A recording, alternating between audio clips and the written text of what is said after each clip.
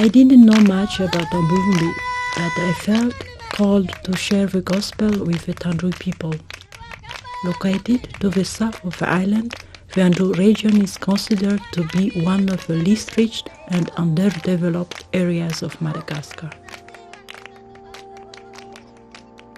Arriving in Ambuvumbi, I was struck by the reality of the lack of water and that this was now my life. In town, people buy water out of the big drums, pulled around in ox carts, while those in the village walk kilometers to fill up their buckets and carry them back home.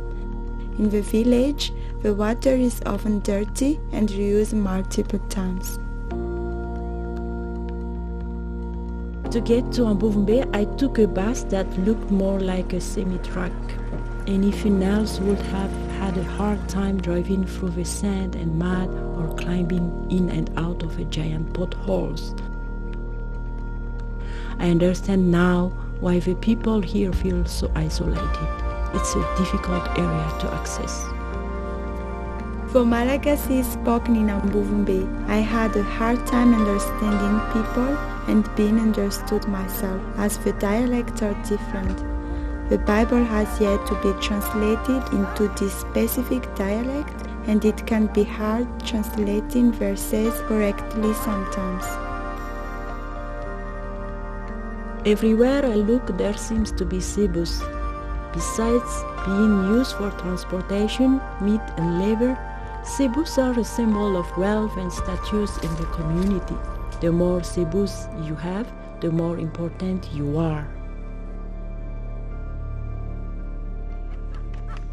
At the funeral of the head of the household, all the men's Zebus are slaughtered for the funeral and their skulls displayed outside of the tomb.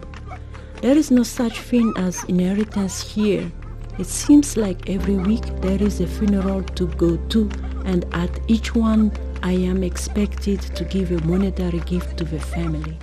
Something that surprised me was that they leave the dead in the casket in their home for a few weeks up to a year.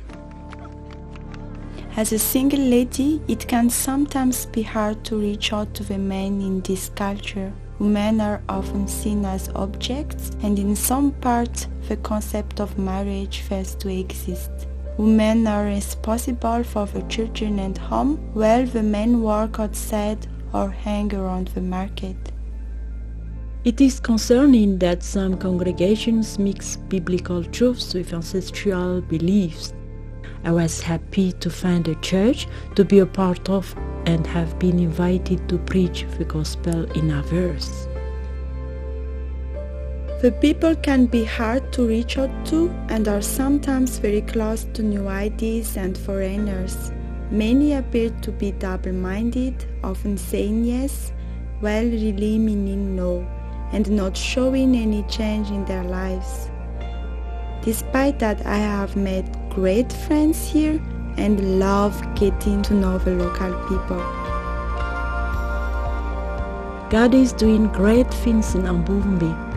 The OM team has been working to connect churches to one another and encourage them to reach out to the villages. I go into the villages and spending time sharing God's love with the people there.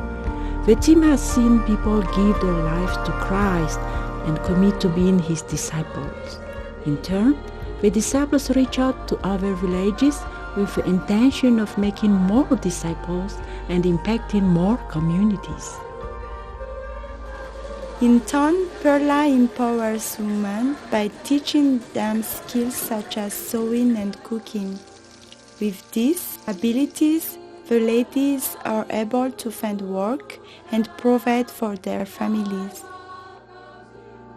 Be ready to get out of your comfort zone in Ambuvumbi. Life is not without its challenges. It can be hard here, but seeing God at work in the small things makes it worth it. I want to love God by loving other people, and for me, those other people are the Tandroy.